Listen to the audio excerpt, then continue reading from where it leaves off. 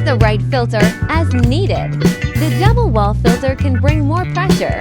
If the single wall filter doesn't help, place the double shot basket into the handle, aligning it with the grooves.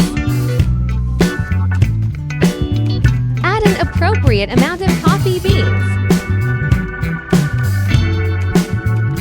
Adjust ground size, starting from number 15 for new machines.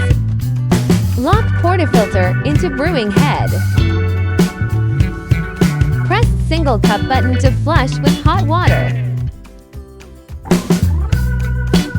Place portafilter under grinder.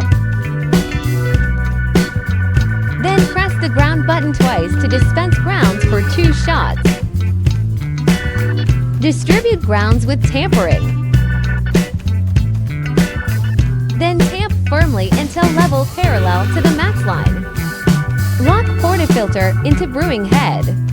Press the extraction button. Awaiting extraction completion, perfect espresso is ready.